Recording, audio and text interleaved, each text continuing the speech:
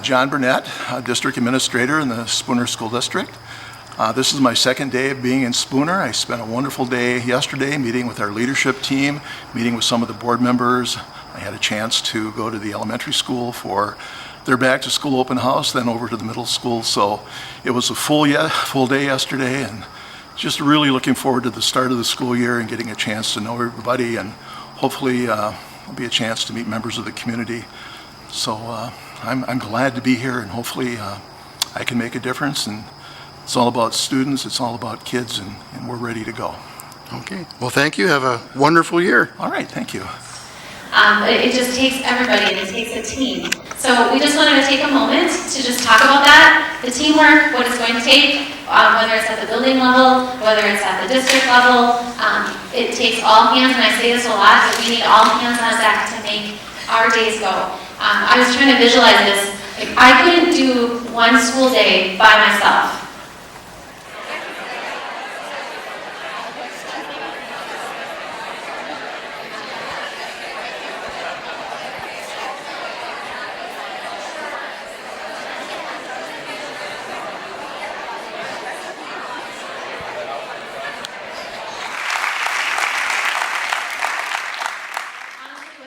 Without further ado, we'd also like to welcome Mr. Burnett, who I know is making his way around some of the buildings, and some of you met him already. But if we could give a warm round of applause to Mr. Burnett. I wanted to share with you how nice it is to be here. I can tell you that 3 weeks ago this was not on my radar screen at all. But I am so happy to be here. That first activity where we talked about leadership and teamwork and picking things up, just to put things in perspective, I think it was exactly 2 weeks ago when I came to Spooner and met your school board, met your leadership team, and most of you know that when you go for an interview, it's about a match. I've always believed that, if you're at that interview, people pretty much believe that you can do the job, and now we're talking about, is your personality a match? And I can tell you that I was unbelievably impressed with your new board members and equally impressed with your new administrators. Towards the end of that interview, I had a chance to meet the people that in some sense were running the district, had a chance to meet with Shannon, had a chance to meet with you, and obviously with Brad, Luke, and Sarah. And what I wanted to know was, why should I come to this district? Why are you back in this district?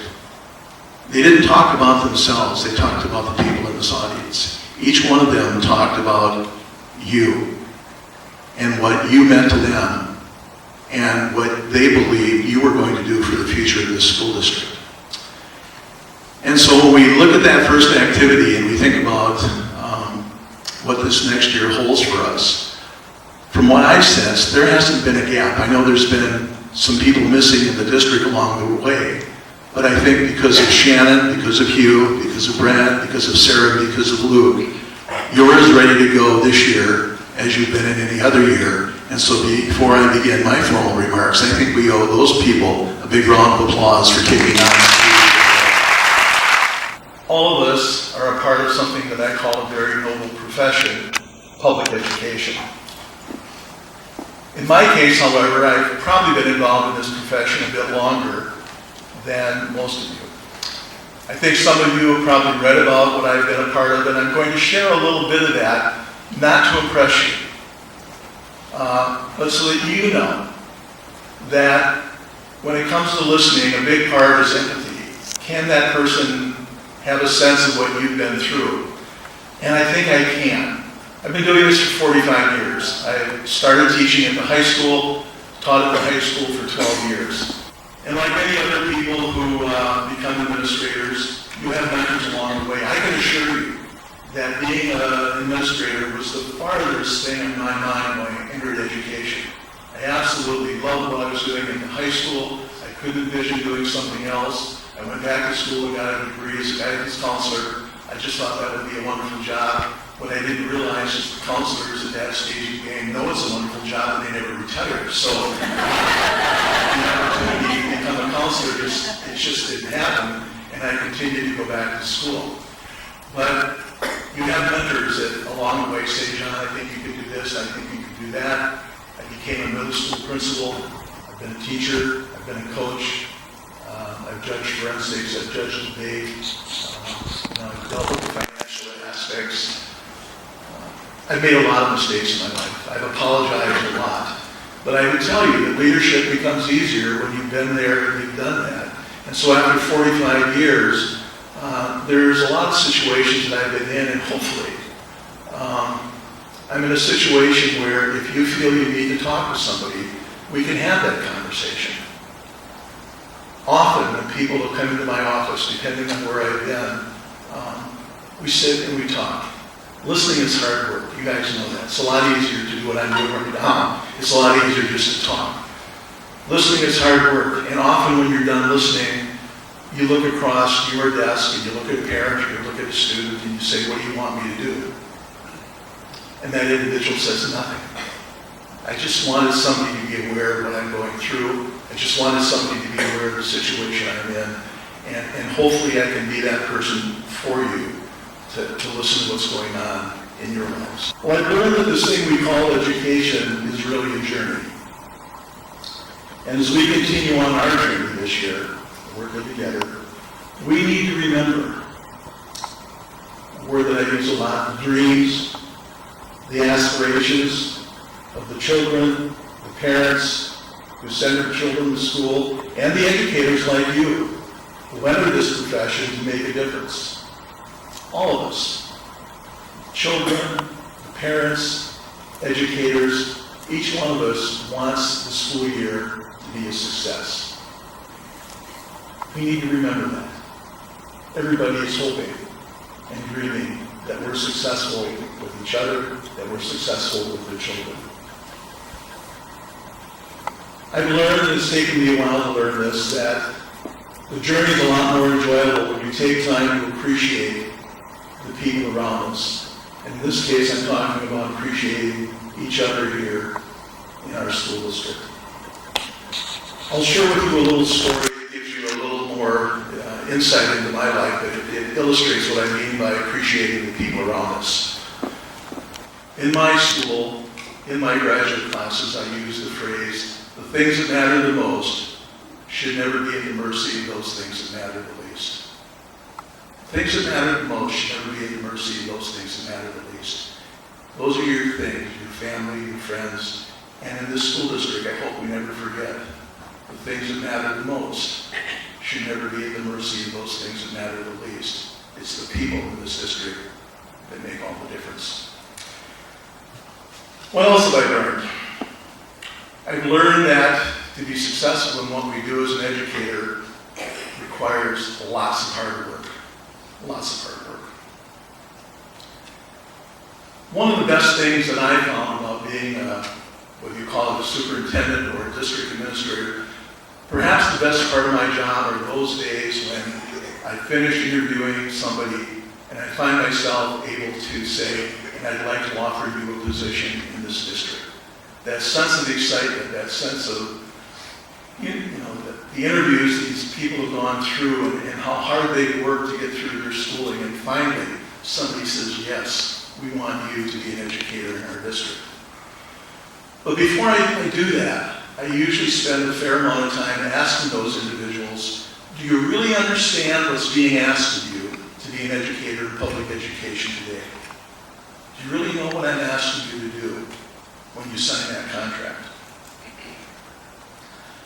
I think I shared that in your letter, but I truly believe that no other group of educators, no other generation of educators is being asked to do what this generation of educators is being asked to do. And that's to educate, and almost use the word not just educate, ensure. Not just provide opportunities. Universities provide opportunities. K-12, pre-K-12 education in many ways is being asked to ensure that all of our students are being educated to a very high level of proficiency. We talk about what does it mean to be a professional educator. There are a lot of people in this country, this community, in my community, who make far more money than I make and you make, but they don't have that word professional attached to them, the way every single one of you is a professional educator. And we spend time talking about what it means to be a professional educator. We talk about the fact that our profession has moved away from this concept of simply preparation and lesson plans to results, accountability. We talk about how the focus has moved away from teaching in isolation to collaboration. And that word becomes so important, whether it's professional learning communities or other ways where, I talk a lot about the fact that in the old days, we seem to have time to collaborate, to talk about a lot of things. Today, the issue is about collaborate, where we're focusing on what's going on in that learning situation. And ultimately, we often talk about it, it may seem like an impossible task in terms of the things that we're asking you to do to be successful in your job as an educator today. I began my education career in 1971. I taught senior social problems for most of the day, and I taught one class of American history. It was only 4 years prior to my starting to teach when we landed a man on the moon, 1969. And again, as an old history teacher, I often go back to that era when I talk about what was happening at Nassau and what was happening with JFK when he said to the nation, someday, before the end of the decade, we're going to send a man to the moon and safely return that individual to Earth. Perhaps there's some social studies teachers out here who know the history of what was going on in Nassau, but quite honestly, when Kennedy gave that speech, they were astounded. They had talked about putting a man on the moon, but it was really a dream. They told Kennedy in private they didn't have the technology, they didn't have the resources, they didn't have the funding. They weren't sure they could do this. They definitely weren't sure they could do it by the end of the decade. But they also said, when we talked to the president, that didn't stop him. He made the impossible our goal. And so, again, if you go back to history, I think it was July 11th, 1969, Apollo 11 lifts off, travels about 250,000 miles, lands on the moon. 500 million people. At that time, I think the largest television audience ever watched these people set foot on the moon. That trip, according to the engineers, really shouldn't have happened. You go back and you read about what took place, and they will tell you. It wasn't the strength of their technology. It wasn't the threat of the Soviet Union and what was happening with Russia at that time. Eventually, we put a man on the moon because we believe we can do it. President Kennedy took NASA and took what they believed was an impossible dream to an obtainable target. They talk about the fact that the reality changed because there was a change of attitude within NASA. And at the end of that whole story, if you read that, the literature on that, the quote that's been often used, and it's used by people like me and many other people now, is NASA says, when your attitudes exceed your abilities, even the impossible becomes possible. When your attitudes exceed your abilities, even the impossible becomes possible. So as we get into the school year, we begin to think about sometimes just how challenging it's going to be and can I really do this? Think about your attitude. And if it exceeds your ability, just maybe the impossible becomes possible. Finally, and perhaps most important, I've learned that we're all in the dream business. It was reinforced yesterday when I had a chance to go to your open houses. Hopefully I'll have a chance to be at the high school tonight. But again, just looking at the faces of those kids, faces of the educators that were meeting with those kids. It was hot, it was sticky, but I don't remember exactly which classroom I was in. It was yours. I'm looking at faces. And I saw a little kindergarten student. She had graduated from your class, I think, the year before. And she was back in your classroom, sitting on your desk. And she was there, I suspect, dreaming about first grade. but also to reassure the little kids that were coming in that kindergarten was going to be okay. She'd been through this. And the look on her face, the dreams about what was to come, the dreams about what she'd been accomplishing. And then I went to the middle school, and they were dreaming about something, but who knows? You know? I watched Brad as he talked with a group of football players, asking them about what was going to happen at the games tonight. And you could just, again, see in their faces the dreams of victory, the dreams of what they were going to do, how things were going to turn out.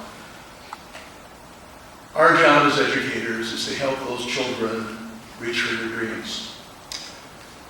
Again, a little bit older, but I grew up with Walt Disney.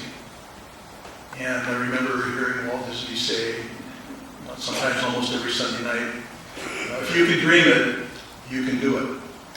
And so I talk about reaching for our dreams. I've been doing this for 45 years, and every once in a while, somebody from the press or somebody else will ask me, okay, John, what grade would you give yourself? If you had to go back and look at your career, what grade would you give yourself? And that's not always easy, because I think all of us would like to believe that we've been successful. But my response to that question is this. Whether it's an A or B or C, I'd like to believe it's better than that. I'd like to believe it's an A. But I always say that there needs to be a minus behind that grade. There needs to be a minus behind the grade. Because the minus reminds me that even after 45 years of being in this noble profession we call education, there's still much to be accomplished. So as we prepare for the start of another school year, I'd like to share with you one final thought for your reflections. Starting today, and every day that you come to school, I'd like you to reflect on your journey in this profession. I'd like you to reflect on all the good things you've done in the past, in previous years. I want you to give yourself an A minus. But then remember that minus. And then I want you to begin to dream. And dream about all the good things that still need to be done for you. All the good things that still need to be done for your colleagues. And all the good things that still need to be done for the students that are working with you in this school district. As I said in the letter that I sent to you, I believe that the thrill of a new school year is in helping students discover their strengths and reaching for their dreams. Education holds a promise, a sacred promise for all of our students. I look forward to working with each of you this year in making this promise a reality every day for our students, for our parents, and our community. I wish you a great school year, and if we ever need to talk, please feel free to come and see me. You may email me or call me on the phone. I'm glad I'm here. I hope you are too. Thank you.